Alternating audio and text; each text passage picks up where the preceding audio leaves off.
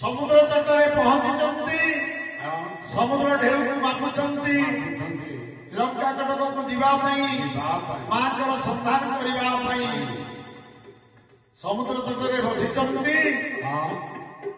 ଏହି ସମୟରେ ଜାମ୍ବବାନ ଆସି ପହଞ୍ଚି ଯାଇଛନ୍ତି। ଜାମ୍ବବାନ ହେଉଛନ୍ତି ମହାମନ୍ତ୍ରୀ। ଭାରି ଜ୍ଞାନୀ ଲୋକ, ବ୍ରହ୍ମାଙ୍କର ଅବତାର। କହିଲେ ହନୁମାନ ତମେ କଣ ଅପେକ୍ଷା କରିଛ? ତମେ କଣ ଭାବୁଛ ଏ ସାତ ସମୁଦ୍ରକୁ ଯାଇପାରିବନି? ତମେ ଅଗ୍ରସର ଯାଇପାରିବ। ଏଇଠି ଆପଣମାନଙ୍କୁ ଗୋଟିଏ କଥା କହି ରଖେ, ଯଦି ଆପଣ ହନୁମାନଙ୍କୁ କେତେବେଳେ କିଛି ମାଗିବେ ସିଧା ମାଗିଲେ କିଛି ମିଳିବନି।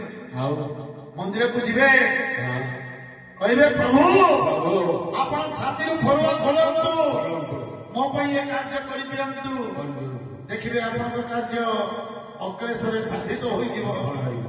ସେଇ କଥା ଆଜି ଜାମ୍ବବାନ କହୁଛନ୍ତି କାହାକୁ? ହନୁମାନଙ୍କୁ।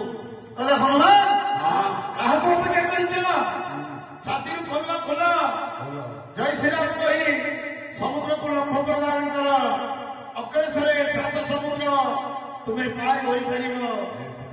ଜାମ୍ବବାନଙ୍କ କଥା ଶୁଣି ହନୁମାନ ଛାତିରୁ ଫରୁଆ ଖୋଲିଲେ, ଜୟ ଶ୍ରୀରାମ କହି ସମୁଦ୍ରରେ ଲମ୍ଫ ପ୍ରଦାନ କଲେ ସୀତାମାଙ୍କୁ ଖୋଜିବା ପାଇଁ। ଇଏ ଥିଲା ସୁନ୍ଦରକାଣ୍ଡର ପ୍ରାରମ୍ଭିକ କଥାବସ୍ତୁ।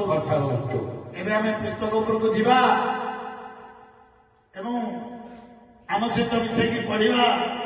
ଯୋଉଠି ଆମେ ରହିବୁ ସେଇଠି ଟିପ ଦେଇ ଆପଣ ରହିବେ ଏବଂ ଆମ ସହିତ ପାଠ କରିବେ। ଆଜି ହନୁମାନ ଯାଉଛନ୍ତି ମାଙ୍କର ସନ୍ଧାନ କରିବା ପାଇଁ। ହେ ହନୁମାନ ହନୁମାନ ହନୁମାନ